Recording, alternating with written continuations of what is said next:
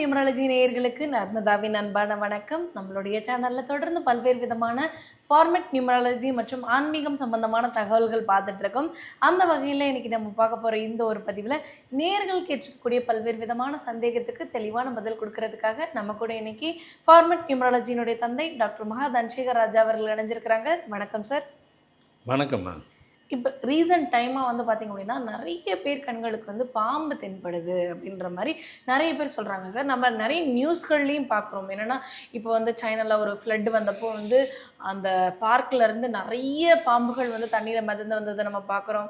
அதே மாதிரி வந்து நிறைய பாம்புகள் நிறைய இடங்களில் தென்படுறதை நம்ம பார்த்துட்ருக்கோம் சார். இந்த மாதிரி வந்து கணக்கில் அடங்காத பாம்புகள் அதிகமாக கண்களில் இப்போ தென்பட ஆரம்பிக்குதே.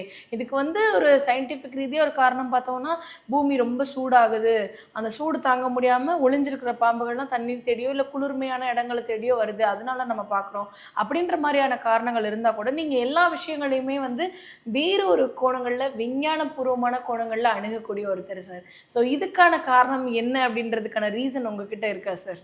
நாம் எப்பவுமே விஞ்ஞானம் தானே சொல்கிறது. நான் ரெண்டுமே சைமல்டேனியஸாக ஃபாலோ பண்ணுவேன். ஆராய்ச்சி பண்ணுறேன். நான் கொடுத்ததுக்கப்புறம் தான் எல்லோரும் ஃபாலோ பண்ணுறேன். ஆமாம். நான் அதை வந்து ரொம்ப ரிசர்ச் பண்ணிவிட்டு உட்கார போகும்போது என்ன வருதுனாக்கா, இப்போ எல்லோரும் இப்போ நீங்கள் சொன்ன மாதிரி இப்போ எல்லா கண்ணுக்கும் அந்த பாம்பு கண்ணுக்கு தென்படுது. இல்லை சார், பூமி உஷ்ணமாயிருச்சு, வெப்பசலனம் மாறி போயிடுச்சு, ஓவர் சூடாயிருச்சுன்னா அடியிலேருந்து மேலே வந்துடுது. இது பொதுவான கருத்து. எல்லோரும் இல்லை சார் அது இப்போ எல்லார் கண்ணுக்கு உண்மையிலே இப்போ வருது. திடீர்னு நீங்கள் சொன்ன மாதிரி இந்த சைனாவோட பெரிய ஃப்ளட் வந்ததுனாக்கா ஒரு நிறைய பாம்பு தான் வருது. ரெண்டாவது சைனாவில் பாம்புங்கிறது அவங்க வளர்ப்பாங்க. எதுக்குன்னா சாப்பிட்றதுக்கு. இப்போ நம்ம கோழி வளர்த்து சாப்பிட்றோம் இல்லையா, சிக்கன் என்ன போடு மட்டன் போடுன்னு அது மாதிரி வளர்க்குறோம் இல்லையா, வளர்ப்பு அது மாதிரி அவங்க அதை வளர்ப்பாங்க. அதெல்லாம் அவங்ககிட்ட நிறைய இருக்கும். இந்த மழைலாம் அடிக்கும் போது அடித்து தள்ளிடுது. ஆனால் அது வளர்க்குறது தள்ளுறதுன்னு தாண்டி பூமிக்கு அடியிலேருந்து மேலே வருது, அதுவும் வரும். இது வந்து இப்போ சமீப காலமாக எந்தெந்த நாட்டில் எந்தெந்த ஊரில் எந்தெந்த நகரத்தில் அதிகமாக இருக்குதோ வெப்பம் வந்து இப்போல்லாம் பார்த்திங்கன்னா யூரோப்பியன்லாம் பார்த்திங்கன்னா உங்களுக்கு வந்து அங்கெல்லாம் வந்துட்டு ஜூலை ஆகஸ்ட் வந்து அங்கே வெக்கேஷன் பீரியட்னு சொல்லுவாங்க. கொஞ்சம் வெயில் லைட்டாக இருக்கும். நமக்கு அதெல்லாம் ஒன்றும் வெயில் இல்லை. ஆனால் அவங்க அதவே தாங்க மாட்டாங்க. நீர் யானை மாதிரி தண்ணிக்குள்ளே கிடப்பாங்க எப்போவும்.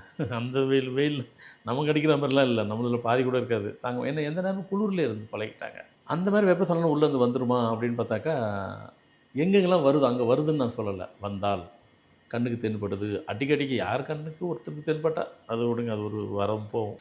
ஆனால் இப்போ சமீப காலமாக எந்த ஊரில் அவங்க நீங்கள் வசிக்கிற ஊரில் அதிகமாக எங்கெல்லாம் இருக்கோ இயற்கை நமக்கு ஏதோ ஒரு ரகசியத்தை சொல்ல வந்திருக்குன்னு அர்த்தம். வெப்பசலனம் ஒரு காரணம் மட்டும் அல்ல, அது மட்டும் காரணம் அப்படின்னு சொல்ல முடியாது. அதுவும் ஒரு காரணமாக இருக்கலாம். ஆனால் அதை தாண்டி முக்கியமான ஒரு ரகசியத்தை சொல்ல போகிறேன். அதுதான் உண்மை. அப்படி பார்த்தா இதை கூட சொல்லலாம். இப்போ பார்த்தீங்கன்னாக்கா அந்த பசிபிக் பெருங்கடல் இருக்குங்களா, பசிபிக் பெருங்கடல் கடலுக்கு அடியில், கடலுக்கும் அடியில் எல்னினோ இந்த ரெண்டு இதுதான். அப்படின்னா அதுக்கு அந்த அதுக்குள்ளே சுழற்சி, பசிபிக் பெருங்கடலில் சுழற்சி. இந்த சுழற்சி வர வர வர வர இந்த சுழற்சி தான் வந்துட்டு ஒரு கட்டத்தில் வந்து வெப்பசலனம் வந்து அதிகமாக வருது, கம்மியாக வருது, இந்த ட்ரை ஆக்குது, மழை ஹெவியாக அடிக்கிறது, இப்படிலாம் இருக்குது. ஆக்சுவலி கடைசியில் பார்த்தாக்கா இதை போய் யார் வந்துட்டு கடலில் இப்படி ஒரு மாற்றங்கள் இருக்குது இதை இப்படின்னு சொல்லிட்டு இதை கண்டுபிடிச்சது உண்மையிலே யாருன்னு கேட்டால் உலகத்தில் ஃபஸ்ட்டு ஸ்பெயின் நாட்டில் ஒரு ஃபிஷர்மேன், ஒரு சின்ன பையன். இல்லை பூமிக்கு அடியில் இந்த கடலுக்கு அடியில் வந்துட்டு நிறைய மாற்றம் இருக்குது, இந்த மாற்றத்தினால மற்றதெல்லாம் அவனை பொறுத்த வரைக்கும் மீன் தானே சொல்லுவாங்க. இந்த நேரத்தில் இப்படி இருக்குது அப்படி இருக்குன்னு நிறைய தகவலாக கொடுத்துட்ருக்குறான். கொடுக்கும்போது அப்புறமா சயின்டிஃபிக்காக போய் சயின்டிஸ்டாக ஆராய்ச்சி பண்ணி பார்த்தா அதில் ஒரு பெரிய சயின்ஸ் ஒழிஞ்சிருக்கு. நிறைய மாற்றுதல் வந்துட்டு அதுக்கு அடியிலேருந்து வெளியே வருது. சரி, இப்போ கொஞ்சம் கூடுதலாக இருக்குது. அதனால தான் பார்த்திங்கன்னா இப்போ வெயில் அதிகமாக இருக்கும்.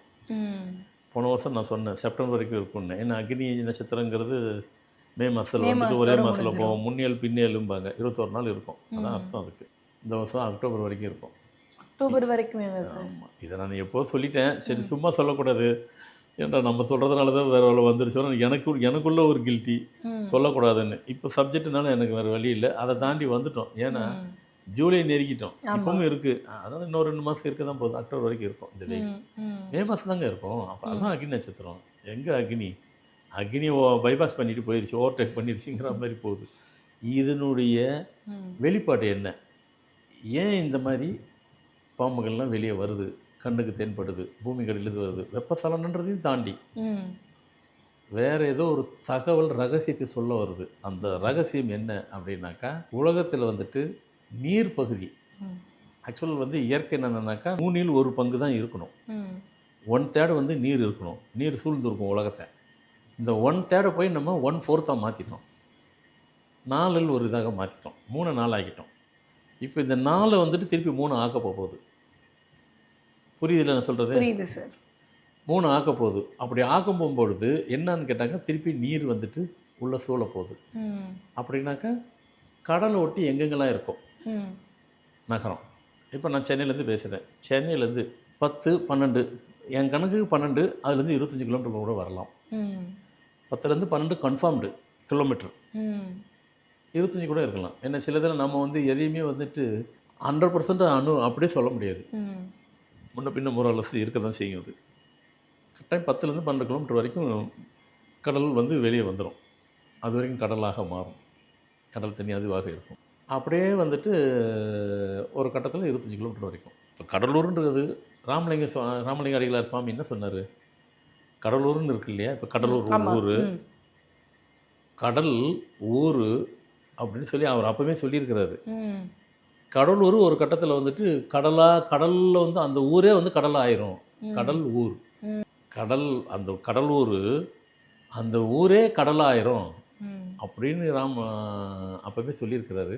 அது கொஞ்சம் வருஷம் ஆனால் தள்ளி போட்டாலும் சந்தோஷம் தான், நடக்கணும்னு யாரும் ஆசைப்படலை அப்படின்னு அப்போவே சொல்லியிருக்கிறாரு. அதுக்கு ஊர் அப்படி தான் வரும். ஏன்னா அவர் இருக்கிற டிஸ்ட்ரிக்ட் அதான் கடலூர். வடலூர் அங்கே தானே இருக்குது, கடலூர் டிஸ்ட்ரிக்ட் தானே. அது மாதிரி இப்போ வந்துட்டு இது அதை நோக்கி நகருது உலகம். அப்படின்னா ஐலாண்டெல்லாம் டோட்டலாக வந்துட்டு நீர் பகுதியை ஒட்டி தான் ஐலாண்டு இருக்கும். தீவுகள்லாம் டோட்டலாக முடிஞ்சிடும். தீவுகள் இதாயிரும், தீவு உள்ள நாடும் இதாயிரும். இல்லை இந்த மாதிரியான பிரச்சனைகள் வரப்போகுது அப்படின்றத நீங்கள் முன்னாடி கண்டுபிடிச்சிருக்கின்றப்போ தடுக்கிறதுக்கு ஏதாவது வழிமுறைகள் ஏதாவது உண்டா சார்? வாய்ப்பு ஏதாவது இருக்கா? ஆமாம், இதை நான் சொல்கிறேன். இதை வந்து கூட இது வந்து நான் இன்றைக்கி சொல்கிறேன். இப்போ ஒரு நிகழ்ச்சின்றதுக்காக இப்போல்லாம் பேசலை. என்னுடைய புத்தகம் ஃபார்மல் நியூமராலஜி புத்தகத்தில் கிட்டத்தட்ட ஒரு 18 வருஷத்துக்கு முன்னாடி நான் சொல்லிட்டேன். நான் சொன்னதில் ஒரு வருஷம் முன்ன பண்ணு வைங்களேன், இருக்குது, ரிட்டனாக எழுதியிருக்கிறேன். எப்படி 7 வருஷத்துக்கு முன்னாடி நடிகர் விஜய் வந்துட்டு அவருக்கு 52 வயசில் வந்துட்டு தமிழ்நாடு முதலமைச்சராக வருவார்னு ரிட்டனாக எழுதியிருக்கிறேன். புக்கில் காமிச்சேன் உங்களுக்கு, திருப்பி அதை காட்ட வேண்டாம். 2019 எழுதிட்டேன். அதுக்கு நடந்ததா இல்லையா? இப்போது அது கண் கூட நடந்தது. 2019 அவரே யோசிக்கல நம்ம அடுத்து தமிழ்நாடு முதலமைச்சர் ஆவன்ட்டு 2019 யோசிக்கல. அதுக்கப்புறம் காலப்போக்கில் அப்புறம் நினச்சிக்கலாம், 3-4 வருஷம் முன்னாடி நினச்சிருக்கலாம். கட்சி ஆரம்பிச்சது 2.5 வருஷம், நினச்சது 3-4 வருஷம் இருக்கலாம். நான் 2019 7 வருஷத்துக்கு முன்னாடி எழுதிட்டேன். எனியோ அப்போ எப்படி அது அது அது கன்ஃபார்ம் ஆயிடுச்சு இல்லை? இப்போ நிறைய இருக்குது கன்ஃபார்ம் ஆனது என்கிட்ட. இது வந்து ஈஸியாக டக்குன்னு இப்போ கரண்ட்டில் இருக்குன்னு டக்குன்னு ஈஸியாக நீங்கள் எடுத்துக்கலான்றதுக்காக. அதனால் அதை நோக்கி இப்போ உலகம் நகர்ந்துட்டுருக்கு. அது எப்போ நடக்கும் நீங்கள் கேட்ட மாதிரி? எப்போ அதுக்கு ஒரு நடக்காமல் இருக்கிறதுக்கு என்ன வழி? ஏன்னா இது வந்து இயற்கையினுடைய விஷயங்கள், இயற்கையில் எழுதப்பட்ட இயற்கையை போய் நாம் வந்து ஏன்னா இறைவன் படைக்கப்பட்ட இயற்கை, இயற்கை கொண்ட நாடு, இயற்கையோடு ஊறி போன நாடு, இயற்கையோடு ஒத்து போன நாடு. இதை போய் நாம் போய் பைபாஸ் பண்ணுறது, ஓவர் கம் பண்ணியது, இந்த நியூமராலஜா உன் பேரை மாற்றின லைஃப் மாறிடுன்றது, உலகத்தை போய் நம்ம பண்ணுறது, அப்போது அது அப்படி சொல்ல முடியாது. இருந்தாலும் தாக்கன்றது உண்மை, தாக்கத்தை குறைக்கலாம். அதுக்கு வழியை சொல்கிறேன். இது எப்போ நடக்கும்? நான் அப்போ சொன்ன ஒரு குறிப்பிட்ட காலம் 22 வருஷம் நான் அப்போ சொன்னேன். 22 வருஷம் கழிச்சு இது நடந்தே ஆகும்ட்டு. இப்போ அது நெருக்க வரும்போது அந்த சிம்டம்ஸ் காட்டுது. இந்த பாம்புங்கள்லாம் வந்துட்டு இப்போ எல்லார் கண்ணுக்கு தென்படுது, வெளியிலலாம் வருதுன்னு அது பூமி சலனத்தால் அப்படின்னு நினைக்க வேண்டாம். உஷ்ணம் அதிகம் இருக்கிறார். இதுதான் அதனுடைய உண்மையான தாக்கம். இது அதை நோக்கி தான் நகர்ந்துட்டு இருக்கு. எந்த நேரத்துலையும் அதனுடைய இன்னொரு 4-5 வருஷம் கூட நடக்கலாம். என் கணக்கு பிரகாரம் நான் சொல்லி 17-18 வருஷம், 22 சொன்னால் 4 வருஷம் நடக்கலாம். ஆனால் இப்போ ஆராய்ச்சியிலும் அதை தான் சொல்ல வராங்க. இந்த வருஷத்துலேயே வந்துட்டு பெரிய முன்ன மாதிரி வந்து நம்மள அப்படிலாம் கூட வந்துருன்றாங்க. அது வருஷம் சொல்லிகிட்டு இருக்கிறாங்க. அது வேறு விஷயம். வரணும்னு யாரும் விரும்பலை, அது வரவே வேண்டாங்கிறது வேறு விஷயம். ஆனால் இப்படி இருக்கும்போது இது மொத்தத்திலே பாதிப்பு இருக்கக்கூடாது. ஆனால் 1/3ன்றதை 1/4 மாற்றிட்டோம். உலகில் 3 1 பகுதி நீர் சூழ்ந்து இருக்கணும் அப்படின்றது இயற்கை எழுதப்பட்டது. அதை 3 நம்ம 4 ஆக்கிட்டோம். அப்படின்னா நிறைய பில்டிங்காக வந்துருச்சுன்னு அர்த்தம். ம். 3 வர்றதுங்கிறது கண்டிப்பாக நடந்தே ஆகும், அது மறக்க முடியாது. என்ன நடந்தாலும் மனித உயிர் பாதிப்பு இல்லாமல் நடந்தால் சரி. கண்டிப்பா சார். அதுக்கு வேணால் நம்ம சொல்லலாம். அது நடக்கிறத நம்ம ஒன்றும் தடுத்துடலாம்னு சொல்ல முடியாது. ம். ஒரே இயற்கையை தடுக்க முடியாது. ஆனா இயற்கையில ஏற்படக்கூடிய பாதிப்புகள் மக்களுக்கு வராம தடுக்க முடியும். சேர்க்கலாம். அதுக்கு ஒரே வழி, சின்ன வழி. ஒரு வீட்லேயும் இதை செய்யணும். ஒன்று வந்துட்டு உங்கள் வீடு இருக்குது, வீடு மாடம் மாதிரி இருக்கும். ம். மாடத்தில் 2 விளக்கு வைக்கிற மாதிரி வச்சுக்கிறேங்க. ம். இன்னொன்று உங்கள் வீட்டுக்கு ஒரு தீபம், ஏன்னா இது தீபம் தான் இது. ம். இப்போது அது இதுக்கு நான் சொல்லி முடிச்சும்போது உங்களுக்கு சொல்கிறேன், அப்போ நீங்கள் ஆமாம் ஆமாம் வாய்ப்பு இருக்குது அப்படின்னு சொல்லுவீங்க. வீட்டுக்கு மாடியில் ஏதாவது ஒரு இடத்துல தீபம் எரியிற மாதிரி ஒரு இடத்துல ஏதோ ஒரு இடத்துல வச்சுக்கிறேங்க. ம். காற்று அணையாமல் இருக்கிறதுக்கு. மாடியில் ஒரு ரூம் இருக்கணும்.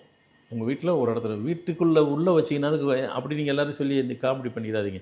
சார் நான் டெய்லி பூஜை ரூமில் விளக்கு ஏற்றுறேன்னு சொல்லிடாதீங்க. அது சாமிக்கு ஏற்றுற விளக்கு. ம்.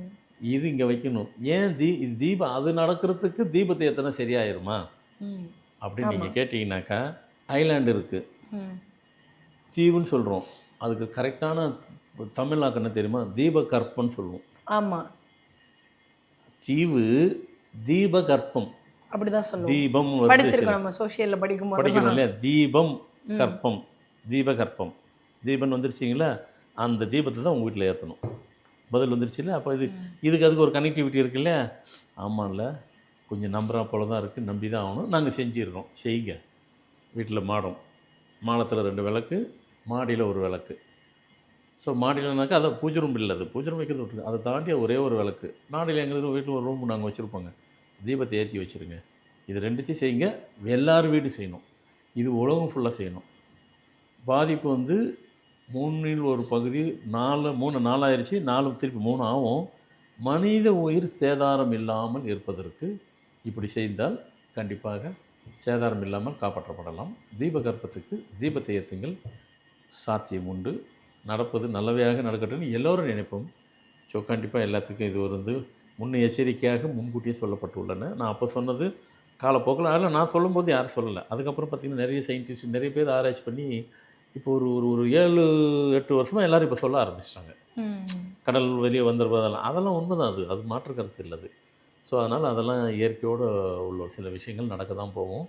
நம்ம நடக்கணும்னு ஆசை கிடையாது, நடக்கிறத முன்கூட்டி சொல்கிறோம். கண்டிப்பாக சார். ஸோ கண்டிப்பாக எல்லாத்துக்கும் யூஸ்ஃபுல்லாக இருக்கும். எல்லோரும் ஃபாலோ பண்ணுவீங்கன்னு நினைக்கிறேன். கண்டிப்பாக சார். எங்கேயோ நடக்க போகிற ஒரு பிரச்சனை அப்படின்னு எடுத்துக்காம அது நம்ம மக்களுக்கு ஏதோ ஒரு சூழலில் வரக்கூடிய ஒரு பிரச்சனையாக மாறும். அதனால் அதுக்கு முன்னாடியே நம்ம ஒரு பரிகாரம் மாதிரி பண்ணுறது மூலமாக அந்த பிரச்சனை வராமல் தடுக்கலாம்னு சொல்லியிருக்கீங்க. கண்டிப்பாக பார்த்துட்டு இருக்கக்கூடிய நேயர்களுக்கு இது ரொம்ப பயனுள்ளதாக இருக்கும் நம்புகிறோம். ரொம்ப நன்றி சார். வணக்கம்மா.